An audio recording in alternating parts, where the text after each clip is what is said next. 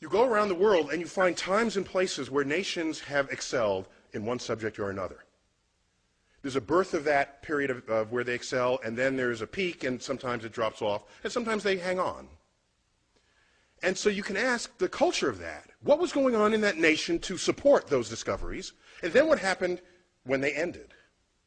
And so I call that sort of naming rights. If you were there first and you did it best, you name things. Particle physics in this country, in the United States, was like going gangbusters after the Second World War. And the discovery of atomic elements, look at the periodic table. There's berkelium, californium, you know, we got half the United States up there in the upper, heavier elements of the periodic table. The periodic table of elements, it's color-coded. Now, what I'm going to do now is put the flag of the country that discovered each element. So let's check out what that looks like. Ooh. America is nowhere to be found up there because we weren't even a country when most of these elements were founded.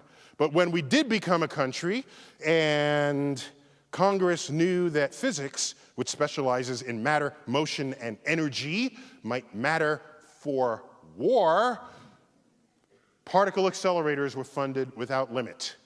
And it's out of these particle accelerators that we then take out the top end of the periodic table. That's where all of these came from. So we discover all these, so we get to name them. This is americium, named after America. This is californium. This is berkelium. Right? These are places where you have particle accelerators discovering elements. It's naming rights. Part of the naming rights is that you don't have to name it. So, for example, while we didn't invent the internet, we certainly exploited it here in America. We did that sort of first and best. And so your email address does not end in .us. Everybody else is in the world, they got to say what country they came from. We don't. Okay? It's simple, but it's the consequence of being there first and doing it better than anyone had done it before. Do you know that the British postage stamp is the only postage stamp in the world that does not identify the country of origin? Because they invented postage stamps. So why should they have to say what country it is? It's their invention. September 11, 2001, as we all know, this was going on in New York City. A few days after this, President Bush, in an attempt to distinguish we from they, who flew these planes into the buildings, to distinguish we from they, he loosely quotes a phrase out of the Bible by saying, "Our God is the God who named the stars." What he did not know is that of all stars that have names, 2/3 of them have Arabic star names, okay? Now, I don't think that's the point he wanted to make. The names are Arabic, all right? And the list just goes on and on and on and on. And so where does this come from? How does this happen? How do you get a culture where stars in the night sky are named by them? Because if you think of the Middle East now, and it's not where you're not saying, hey, these are folks naming stars. And you have to go back 1,000 years, and you get to the golden period of Islam, 800 to 1100. In that period, it's generally called the golden age of Islamic science. Golden age. There was no greater golden age in the history of the world before or after.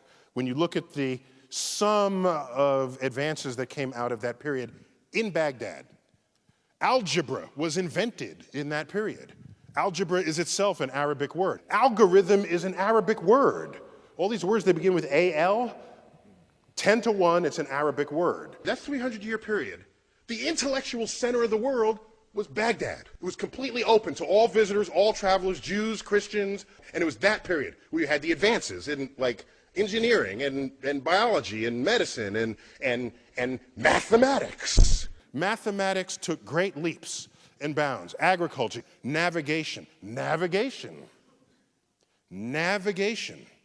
Star maps were made to assist navigation. Astrolabes were crafted.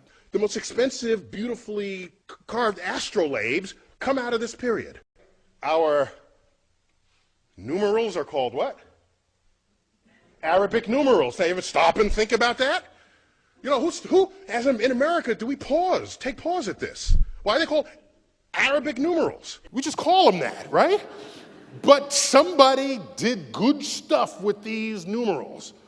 It was in Baghdad 1,000 years ago where they invented algebra. They fully exploit the discovery of the zero, create a whole field called algebra, itself an Arabic word. Algorithm is an Arabic word.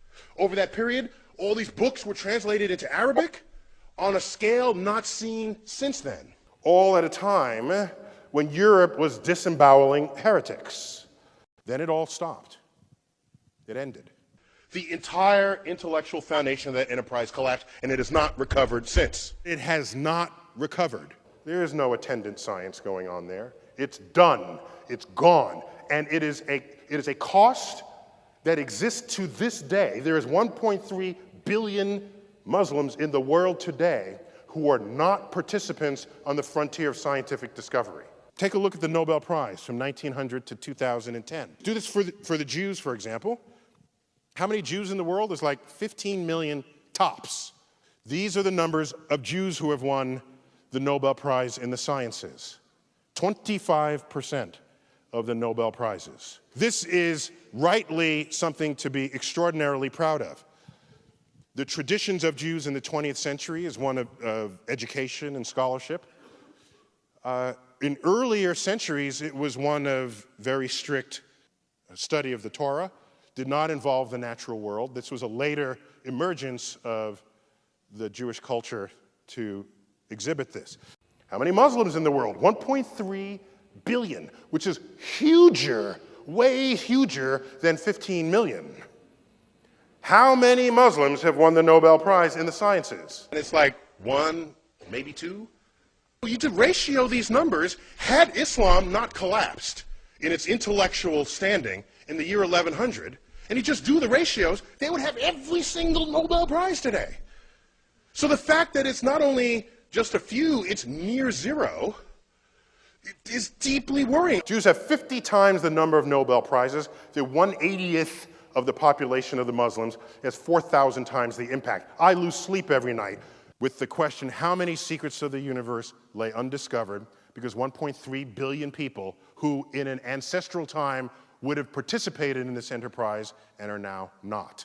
I'm concerned about what lost, what brilliance may have expressed itself and did not in that community over the past 1,000 years.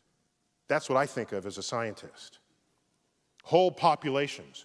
By the way, there are other populations that never contributed. I'm not going to them and blaming them. I'm talking about a population that already did contribute. It's in the cultural heritage already.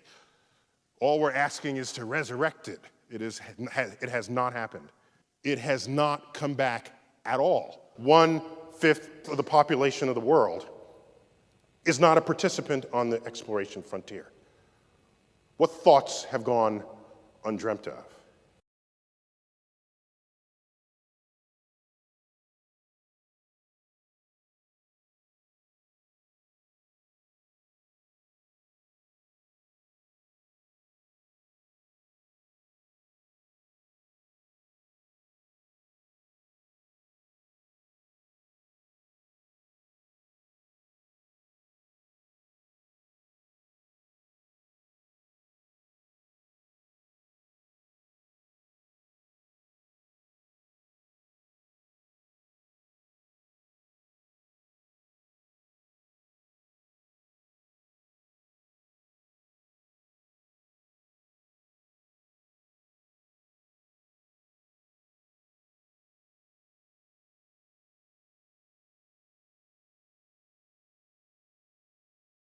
There's an era where the scientist in the lab would say, the press is beneath me, they'll probably get my story wrong, I don't want to have anything to do with them, leave me alone.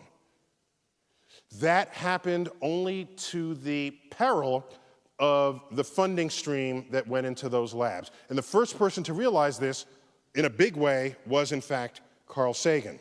He would start bringing science to the public. He did it sort of first and best. And colleagues said, what, you're on the Tonight Show? You're a scientist, and you'd stoop to go on the Tonight? And he was criticized for this, criticized. Meanwhile, the scientific community saw their budgets rise. And so in astrophysics, we learned earlier than in other fields the value, the general value of bringing the fruits of our research to the public.